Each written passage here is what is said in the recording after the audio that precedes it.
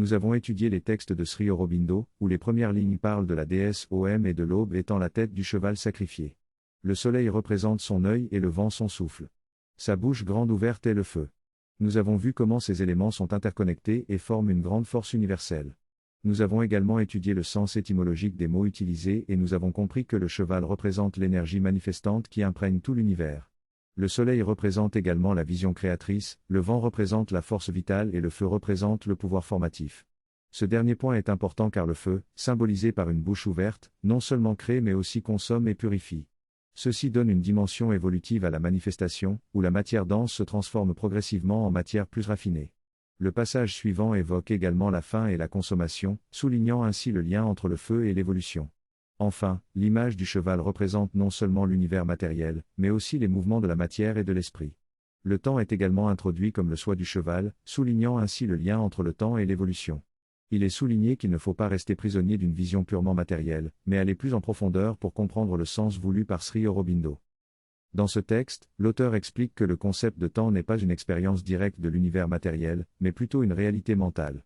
Il affirme que le temps est une circonstance mentale et qu'il est le corps de cette force de l'univers matériel. Il compare le temps à l'œil du soleil et à la respiration du vent. Il suggère que l'univers matériel émerge de la conscience mentale et que toute notre expérience matérielle est finalement déterminée par notre état d'esprit. Il souligne que le changement dans notre esprit peut entraîner un changement dans notre perception de l'univers tout entier. Il conclut en disant que cette force de l'univers n'est pas seulement une image de la matière, mais aussi du pouvoir qui la traverse et la constitue. Dans ce passage, on s'interroge sur le déni de la matérialité essentielle de la matière. Cependant, on constate que ce déni n'est pas réel, comme le souligne la citation suivante où il est dit que la Terre est sa base. Cette référence à Huxley et à sa lecture de Sri Aurobindo nous montre que la matière est acceptée comme faisant partie intégrante de notre existence. Le cheval du monde est ainsi présenté comme une image du pouvoir qui imprègne et constitue l'univers matériel. Le temps est également abordé comme une puissance inconnue, dont la réalité est difficilement saisissable. On suggère également que le temps est lié au divin et à l'Atman, l'âme divine. La notion d'espace est ensuite ajoutée à celle du temps, soulignant leur relation étroite.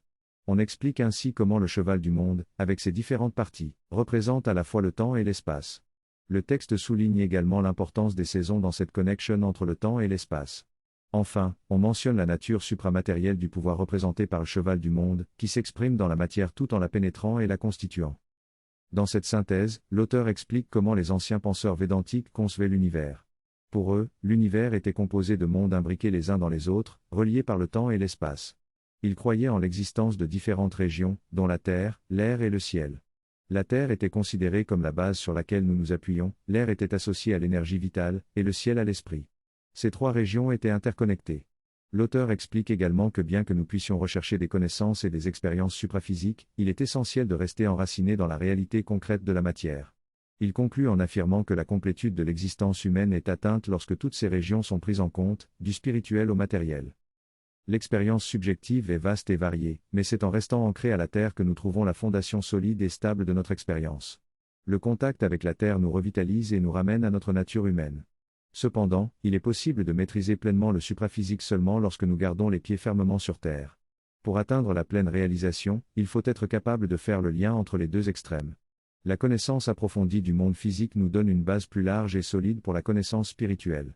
Sri Aurobindo témoigne de son expérience personnelle où il a atteint un état de silence mental et aperçu la réalité au-delà de l'espace et du temps. Cette expérience de nirvana lui a montré que tout dans le monde était irréel, mais il a également rencontré une réalité indéfinissable partout où il tournait son regard. Cette expérience a duré plusieurs mois et même après la disparition de la sensation d'irréalité, il se sentait toujours connecté à cette réalité au-delà de l'espace et du temps. Dans cette lettre, Sri Aurobindo parle des réalisations spirituelles auxquelles il est parvenu, telles que la paix intérieure et la liberté, qui résultent de la conscience mondiale. Il explique que ces réalisations sont restées permanentes et immuables, même face aux mouvements extérieurs. Il évoque également une expérience où quelque chose d'autre que lui-même a pris le contrôle de son activité dynamique, sans événement personnel. Cette expérience était liée au Brahman et à l'Ishwara, selon Sri Aurobindo. Il affirme que ces réalisations sont les sommets auxquels il se réfère et que nous pouvons toujours atteindre. Cependant, il souligne que la difficulté réside dans l'application complète de ces connaissances spirituelles dans le monde réel, tant au niveau supérieur de la nature qu'au niveau mental, vital et physique. Il mentionne que cette transformation implique d'amener ces réalisations à tous les niveaux, y compris le subconscient et l'inconscient, afin de parvenir à une intégralité absolue. Cela nécessite des décennies d'efforts spirituels pour parvenir à une complétude.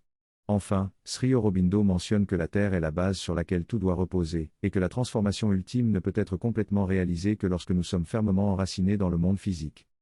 Dans ce passage, il est souligné que c'est la force vitale qui anime le mouvement du cheval, en agissant sur les muscles et les énergies présentes dans les régions intermédiaires. Mais c'est l'esprit du cavalier qui guide cette force vitale et détermine la direction du cheval. Le passage mentionne également que le cheval matérialise la manifestation matérielle et que tout ce qui se déploie devant lui est illuminé, tandis que tout ce qui passe dans le passé s'enfonce dans l'inconscient et se dissipe. L'image du cheval représente ainsi le mouvement et l'évolution de la forme matérielle, l'énergie qui la dirige et les déchets qui se résorbent dans l'inconscient. Le texte exprime la nature éphémère du passé qui disparaît dans le néant. Les formes émergent de rien ou d'autres formes, pour finalement retourner dans le vide du passé. Le mouvement en avant est lié au temps, qui détermine aussi notre expérience mentale. L'espace et le temps sont des éléments constitutifs de notre existence. L'image utilisée est celle d'un cheval, où le ciel représente sa chair, les régions sont ses flancs, la terre est son appui, les saisons sont ses membres, les étoiles sont ses os. Ce texte sera médité et repris dans 4 semaines.